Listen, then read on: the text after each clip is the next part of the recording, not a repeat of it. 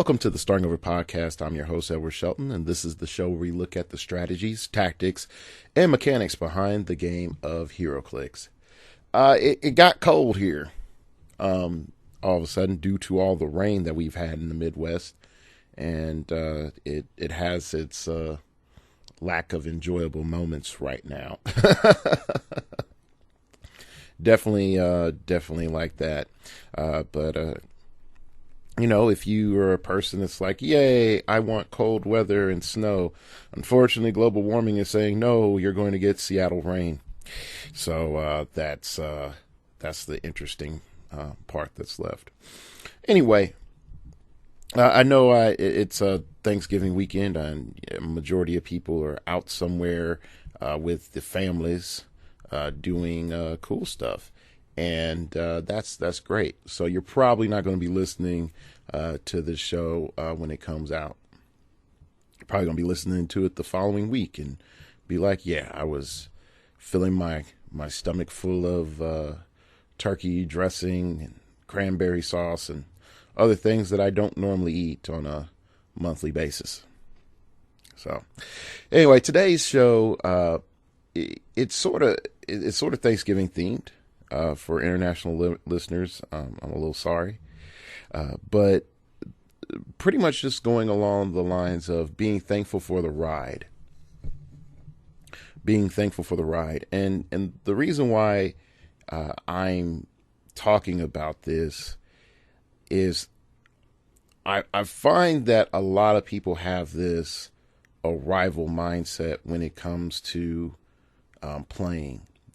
In multiple levels. The most common is that I'm finally a good player. I arrive. When I become a good player, then everything's going to be great. When I win that big super Q, everything's going to be great. When I go in and I'm the world champion, that's the epitome of playing. If I win Rocktober, that's great. And it's like, oh, okay. Once you arrive, once you're in the winner's circle, okay, what then? What's next? What happens after you reach your goal? And I think that's a problem that it's very,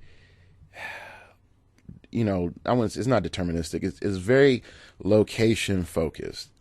And what happens when you're just driven to be like, once I get here, everything will be awesome. You never, stop to smell the roses, the daisies, the daffodils, and all the other stuff, and take in what's around you. Because taking in what's around you will allow you to move forward and learn the lessons that you need to, for your next adventure. And so I'm going to sort of break it down. We're going to go look at first, what does it mean to be present? Then the disadvantages of not being present, and then the advantages of doing so. Being present in the moment for heroclix play has multiple advantages. Advantage number one. You have multiple advantages, but the main idea and concept, before I jump into advantages and go out of order, the main way of doing it is just being aware of your surroundings, being aware of those people around you, knowing what's going on in spite of you moving forward. Okay. Moving forward is the tug. It's the inevitable progression of time within consciousness, or consciousness within time. There you go. That's more proper. That it's going to happen. You're inevitably going to move forward. Having drive to get to a location allows you to make sure that your destination in time has a waypoint. Okay. But it's sort of like you're playing. Your life is like a RPG to an extent. If you're just trying to get your quest done, you do not notice that there's a little barrel over there full of gold. You didn't notice that there's this guy that if you do something really nice for him, he will give you a ring or a treasure map to something that's awesome.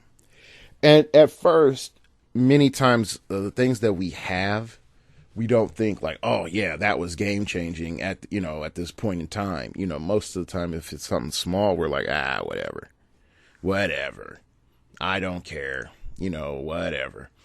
But the more that we, progress and think, we start seeing like, yeah, if I didn't take that time to really learn this one little nuance thing from this person, then I wouldn't have had the ability to come back and understand this other thing, which got me to the place that I finally was able to arrive.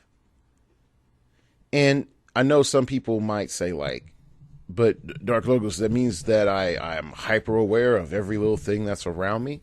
No, there's always going to be things that slip through the fingers, but you can sort of just take these moments and, inhale, breathe, look at your surroundings and sort of say, what's over there? What can let me have a conversation with this person. Let me take a step back and, watch a game. Let me just watch this game and see what this person is doing. Why are they doing these things?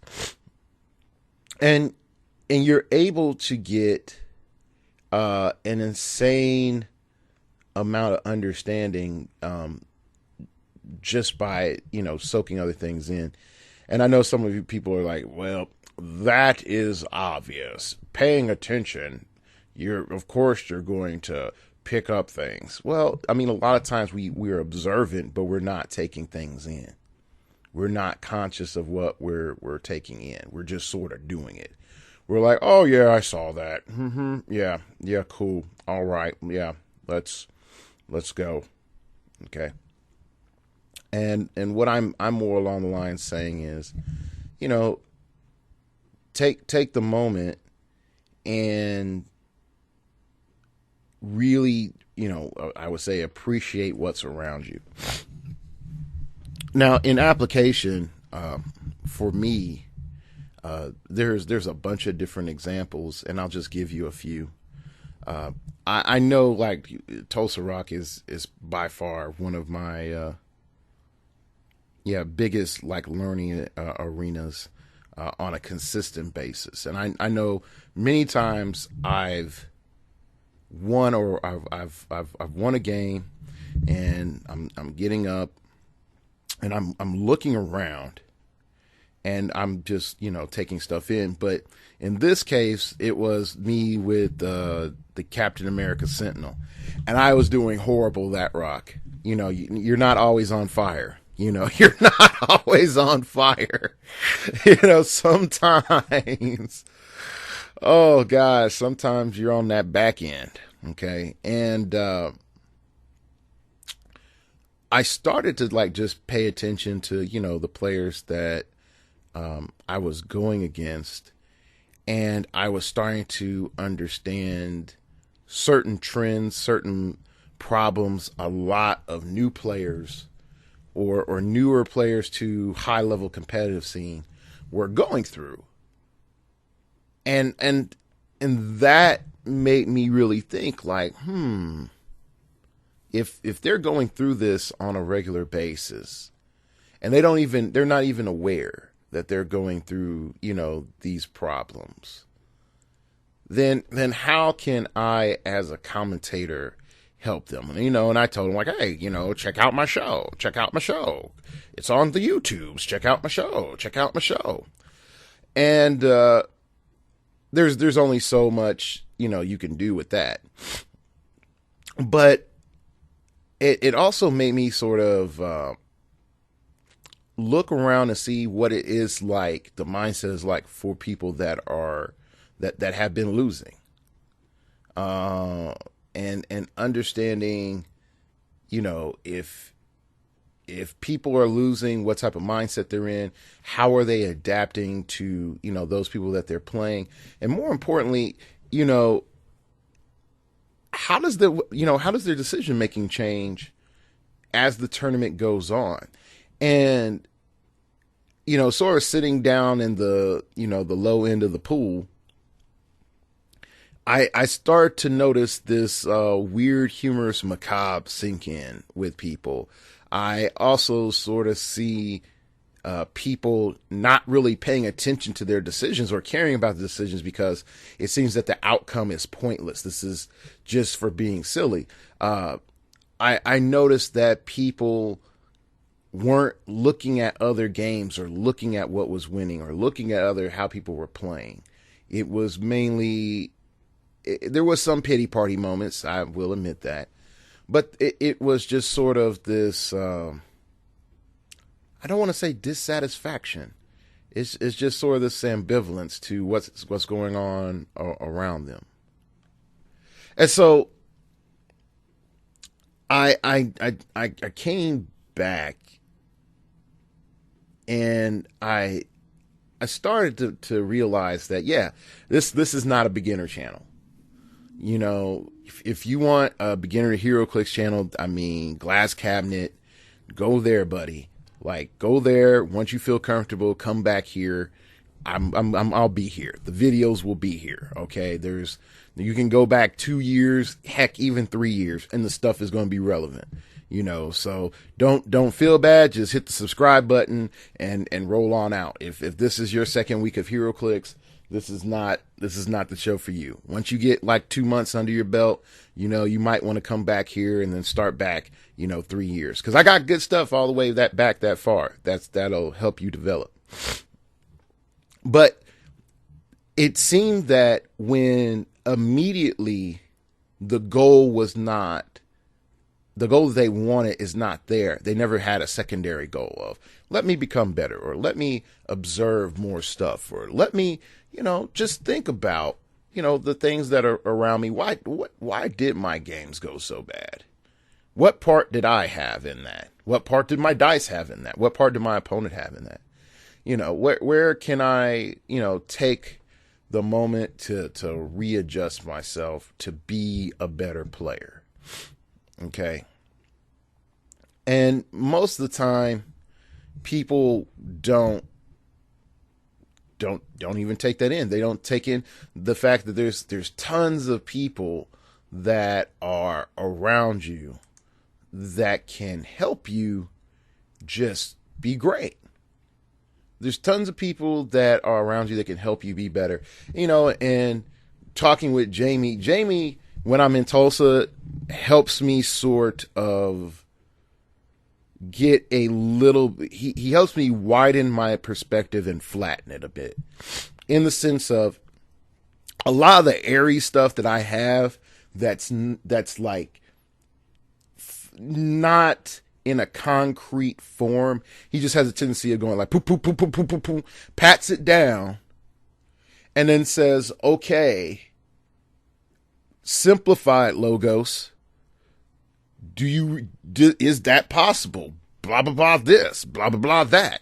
And then I'm like, yeah, you're right.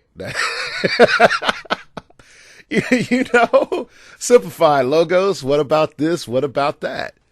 And so sometimes you need a friend that's just able to come in and say like, oh yeah, this is, I need this little different perspective. And so, for me, I know that it's been one of those things where having, taking in and having these other little side conversations is great. Even, I went so far to say like, yeah, this is why I lost. And I had some people able to show me why I lost. And then I was able to, come back, the next few tournaments and, prove that I'm still good. Another example, of being present, for me in, Tulsa, and is really sort of a huge moment, was, I'm looking around at the first Tulsa Rock, and, there's the other black guy there is Mace. And so I'm like, there's another one.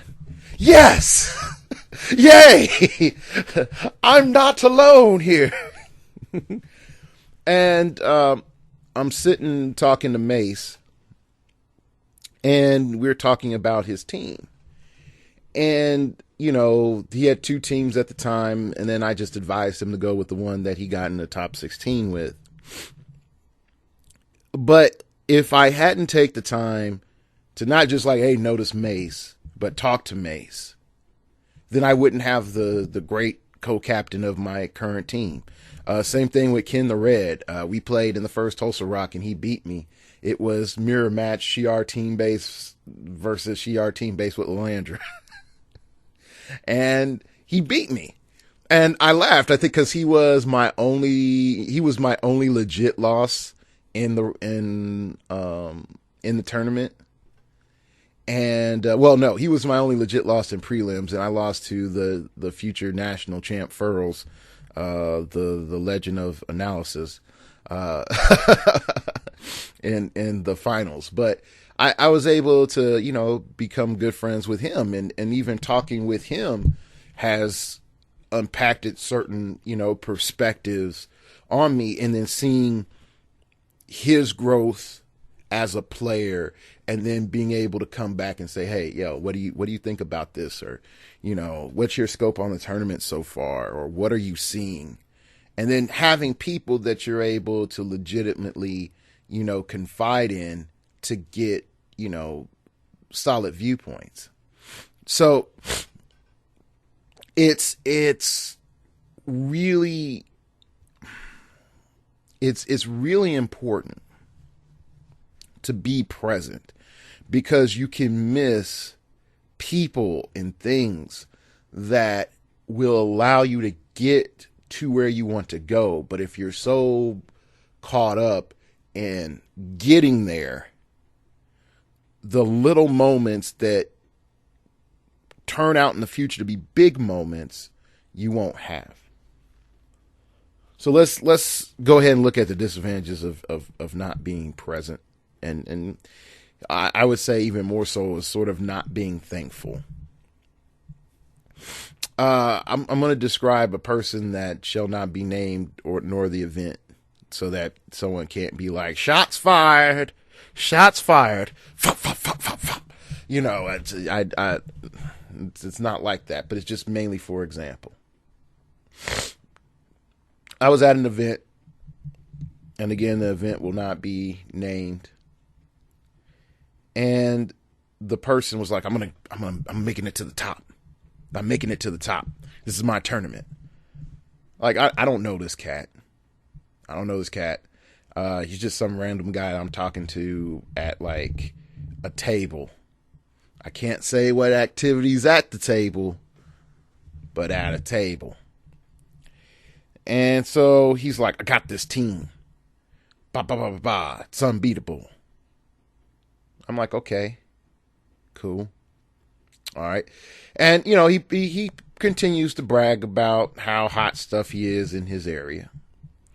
And so while he's doing that, I'm sort of scanning the room, and I see several people that are really good players, which shall not be named. And I asked him, I'm like, have you ever played at this event before? He's like, nah, man, I'm like the best player in my venue. I'm like, okay, have you ever gone on the Realms and looked at, you know, rock events and stuff? Nah, I just started doing that stuff, but yeah, whatever, I don't need to. Okay, man. Have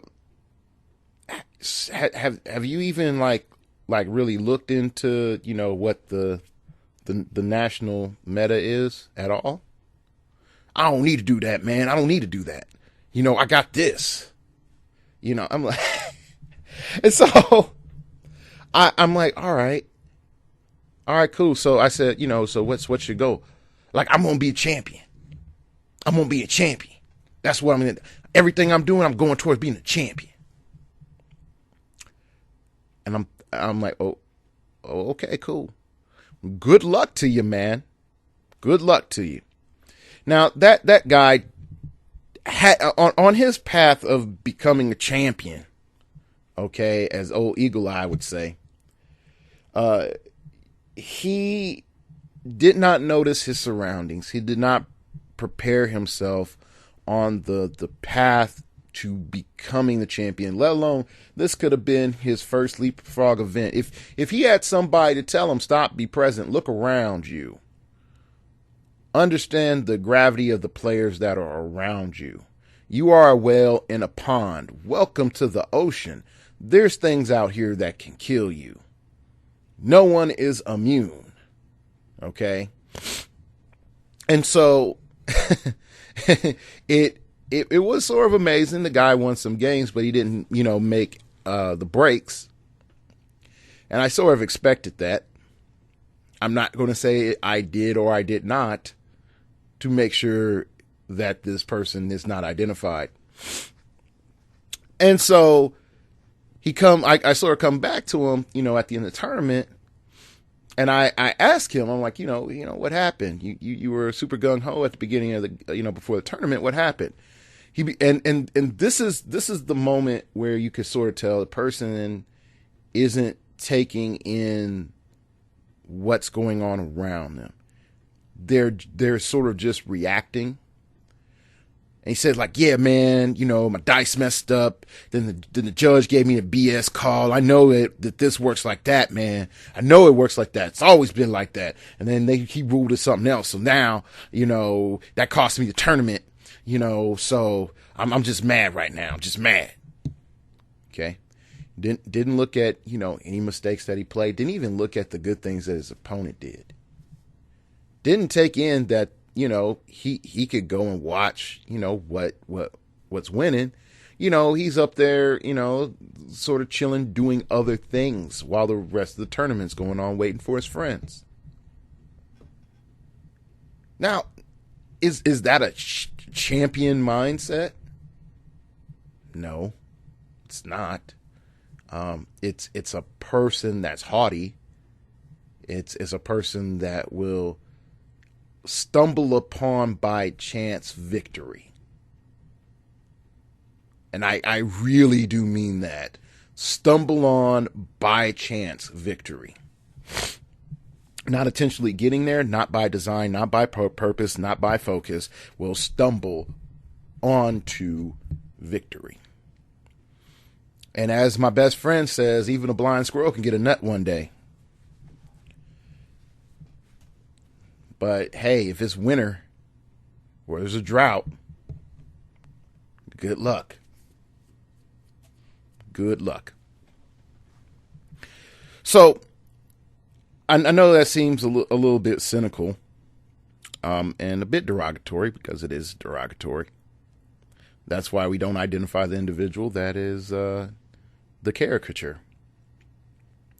But I will say that as time has progressed, I've noticed that if I let my disenchantment to the results go, then I can start learning what I need to upgrade myself. If I refuse to hold on, if I refuse to hold on to focus, and I just lay with that disenchantment and and have myself a little micro pity tea party, eventually it will lead to atrophy. To what extent? It varies, but it does. And so I've done my best to sort of fight that. Even in the local level, I'm never like, man, I went 2-1 today. I lost to blank. That was BS. Oh well, you can't win them all, Edward. Ha ha. Next time, you should bring out the Uber Death Rocket. Yes, bring out Team Uber Death Rocket. And then they will cry and lament and return to their women. I mean, I could do that. But then I don't take in the moments and appreciate where the people around me have improved. And then I recognize them improving, identify those areas where they're improving, and encourage them in those areas so they can become the better version of them. Okay. So what I have done is, by not being present, I have not cultivated those around me. And in the future, when people from the outside come in, I don't feel that it's solely on my shoulders to defend the dojo from invaders. Okay. You got Sure Enough coming in with his afro and red jacket and, trying to, do his kung fu and saying, with his squad, asking who's the baddest, and then I can come up there and be like, my kung fu is the art of fighting without fighting. I got a 1-inch punch for you. Okay. And so some people will take that as like, oh, so Dark Logos, does that mean you don't trust those people around you to win if there's a big event? No, I do. But I also understand, like, our dynamics of my personal venue has changed, and everybody's dynamics of their venues change. And I'm going to tell you this. Nationally and internationally, this is a absolute truth about heroclix culture. When there is a big event and outside people come in and outside people win that event, that venue is salty. So salty. Okay, like, go ahead, take in seawater and drink it for 5 days salty. That is what they are. Okay. And it usually comes in as that casual venue that doesn't really have good players, that doesn't want to get better. Not necessarily playing hardcore, but not becoming technically better. Just throwing guys in the middle and rolling dice. And then they get wiped by some college kid from out of town. Okay. Then their next 20 events is everything's raffle. Quote me on that.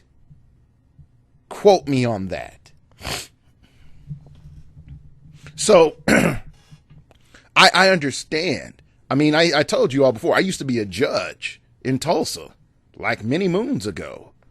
I saw this. People come in and try to shark, and having seen an event go down like that, it's like, all right, my players have to get better. If my players don't get better, then we're screwed. We're not going to be able to maintain these cool prizes for these events. And you can't just be cheating and be like, oh, we're not going to list the event, or the event is at this one time, and then, oh, but the tournament was actually later and we sent out the email, but I'm sorry you didn't get it. That stuff is petty, and that goes on in heroclix too. All right. So anyway, let's just move on. Let's go on to the advantages. I'm going to get my Solomon wisdom out here. And Solomon in Proverbs has the epitome of wisdom and the epitome of foolishness. And they're both women, and they both sit at the gates of the city talking to get people to come to them. Sort of like they're clan recruiters in WoW or City of Heroes or insert MMO here. Okay. And wisdom says, come to me.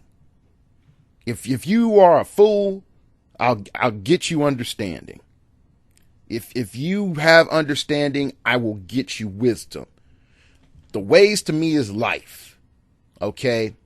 Folly and foolishness is saying, come over here. Stolen water is sleep. Come lay around with me. We're going to do all sorts of crazy stuff. YOLO, son, YOLO. Let's go out and drink up till we throw up. My husband's away. Come on in and sleep over.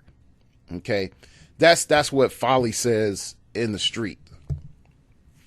Many times we don't understand, when we were going to that folly and foolishness chick and just being like, throw dice, son, screw this, let's go, let's act stupid, I don't care, I put my Silver Centurion out in the middle of the map, what's up, what you gonna do, don't you know he's immune to pulse wave and poison and psychic blast, ha ha ha ha ha, what you gonna do, I'm a baller, shot caller, brawler, I got a torpedo, and you know what, I got this level 7 ID card, boom, summon Nick Fury on you. Okay, which is completely dumb. It's completely dumb just to do that. Okay, then wisdom is sitting back like, collect your forces, move into position. You want to do something stupid, don't. Wait for your opponent to mess up. And if they don't, you play everything by the numbers and by the book. And once you do, you have a higher probability of winning. But again, YOLO brain kicks in and be like, Silver Centurion, yeah, you know, that's I've seen that. Insert favorite figure here, you know, Hulk go, yeah, you know, it's like Little John in the booth all the time in your head. Okay, but let's go back to that wisdom and understanding part and about why being present is necessary.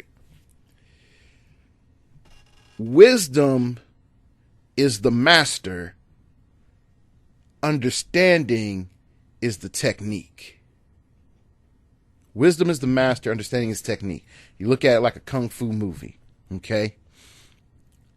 You can have wisdom and not have any techniques to apply. So you might see punches coming, but it's just like the old man with the long, you know, Fu Manchu and the freaking pullback hair. He's just dodging. He's just dodging the entire time. And then at the right moment, he kicks you in your knee, and then the guy falls. And he's like, you have a long way to go, grasshopper. Ah, blah, blah, blah, blah, blah. And it's all out of sync. Okay. But if you go and you see that Shaolin Temple master, okay, he's sitting there with his beads and his six sage staff, and he's in his little namaste pose, and then the guy's like, I come to jack your rice. He will freaking beat the guy off with the stick and not even get up. And if he does get up, he's going to push himself up with that stick and then kick the dude in the throat in the precise way, and then hit 15 pressure points and be like, may you reach nirvana in the next life. And then sit back down and eat his rice.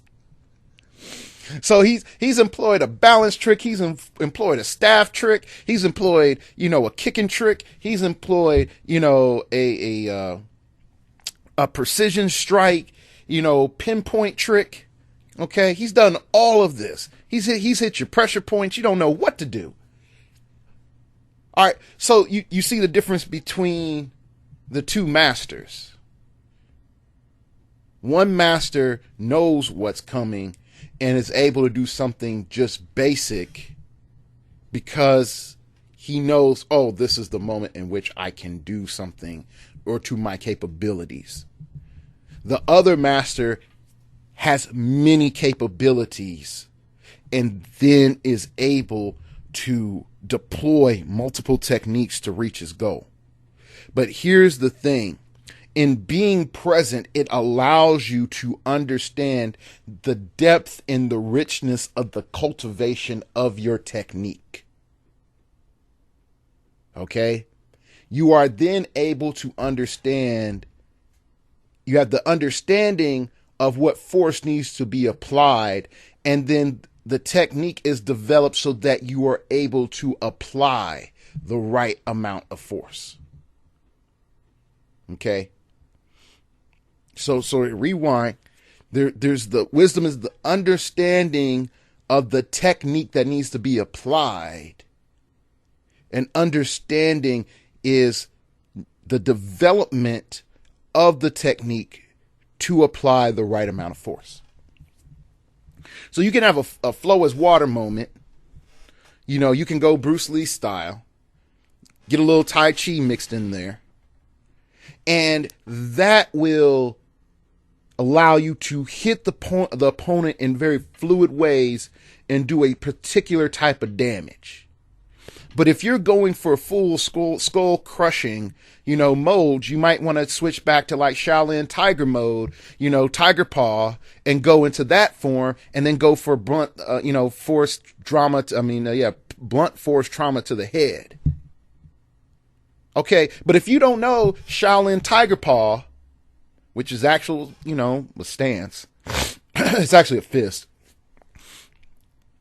If you don't know Shaolin Tiger Paw, and you need to do blunt force trauma to the head, okay, what other options do you have? Can you fight? Can you do that with a stick? Can Crane doesn't allow you to do that. Crane is a piercing technique. Okay, so, can you do that 6-pass staff stuff? Okay, you can't do that. You don't need a slicing move, so all your little sword, stuff doesn't work out. Nunchucks, that's freaking unstable. You don't have the freaking flow like water moment that you really need to have. You have to be a tsunami whirlpool to do that. And you're not there.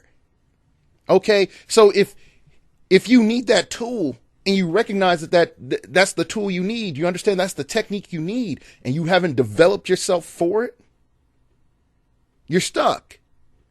So being present allows you to gain and glean techniques, little bits of understanding, little bits of awareness.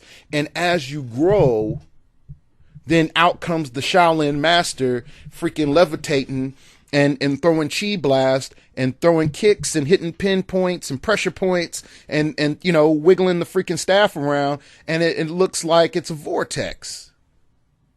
But everybody just sees the end, and the end is the quote unquote champion. It's like you see the little adept. It's like, one day I will be like Master Wu Fu Fi Shu Fi Du. And when I do, I will use all of my chi, and I will go to the heavens and learn Kung Fu in the heavens. And then, once I have gone to the heavens and learned Kung Fu, I will come back to earth, and no one under heaven shall be greater than I. None. For my Kung Fu shall be infinite and unprincipled and unstoppable. Lips moving. Blah, blah, blah, blah, blah. Okay. And that's how we think. We get in that God mode. Like, there shall be none beside me and none above me. It's like, I'm God. That's how we get that Kanye mode on. Okay. But we don't recognize that we're sort of in this battle of epics. You have a blind samurai over here. You got one guy over there that knows, 15 different types of punches that lead into instant death. You have another guy that studied 15 years of Jeet Kune Do. His feet and hands are registered as lethal weapons. You have somebody else that knows the judo air juggle to use your opponent's perpetual force to leave them, in the air. Okay. What are you going to do against them? Adept? Are you going to watch them? Are you going to notice what they're doing as they pummel you in the face? And then saying, okay, I can't do all of those 16 punches from that one guy, but I can do this. I see the adaptability of the Jeet Kune Do guy. Man, the rest of these guys, I can't do anything. So I think I'm sort of like this brawler fighter guy. I can't do chi attacks, but let me focus on these punches and these kicks here. That's being present. And then, who knows, the next generation, they'll look at you and it's like, yeah, you see him. He is known as the 4-limb death master. He punches you, you die. He kicks you, you die. He headbunches you, you die. Every movement that he does against you, you die. And they don't realize, like, okay, that cat started as an adept too. Being present, being aware, noticing those around you, following that little trail that's there in that dead silence time. And like, oh, wow, barrel full of gold. There's meat here. What was that? Final Fight? I think it was Final Fight. There's meat here underneath this trash can that I'm going to eat. Those little side moments those allow you to grow. Those allow you to develop. Those allow that awareness allows you to understand I have a technique. It flows. It goes.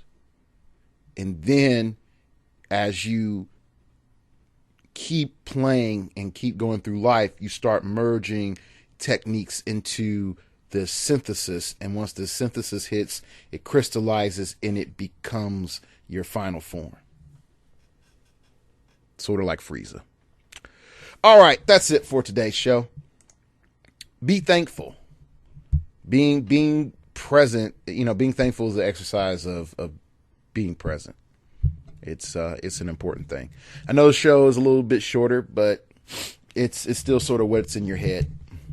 If you have any topics you want me to talk about, feel free to email me. You don't have to pay me to talk about stuff you want me to talk about. I don't know if I made that stuff that clear over the past few years.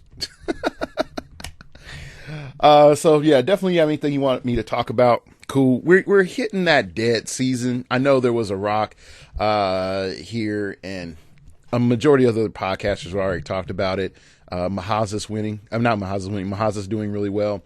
Not completely surprised, but I do sort of see how that people are going to, try to take that and be like, look, Mahaza's. And it's like, no, look, that player's luck in that player. Mahaza's is good, but he does have some weaknesses. But and this is from a man who's played Mahaza's and has played against Mahaza's too. Super Scroll, son. Super Scroll. And yeah, Super Scroll. Yep, I'm hella biased. Hella biased. If Rock would just ban team bases and allow me to play Colossals, I got some monkey business for y'all. It will be on fire. So on fire. Anyway, you can follow me on Twitter at StartOverPod. It came from outer space and told me, man, Dark Logos, you got way too many desserts in your house, man. I got a cheesecake. I got two sweet potato pies, apricot bars, and pear pie. Yep, that's what I got. And the cheesecake is a sweet potato cheesecake with a salted caramel topping with like pecans or something. So yeah.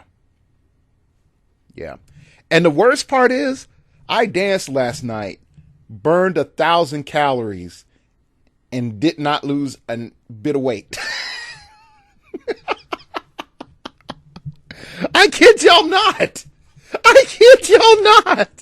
I danced truthfully straight for about 4 hours, like intense, like Zumba style, and did not lose any weight. Like, I ate too much cheesecake and pie.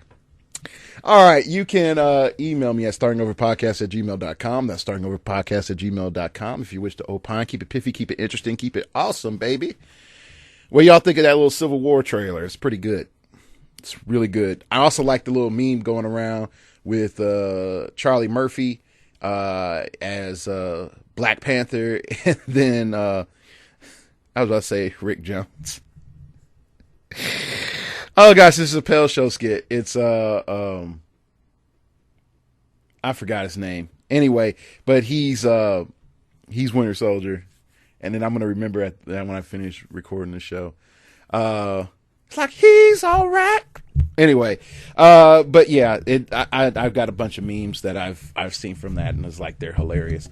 Then you can donate to the show at startingoverpodcast.blogspot.com. That's startingoverpodcast.blogspot.com. There's a donate button. Everything goes towards the show and making the show better.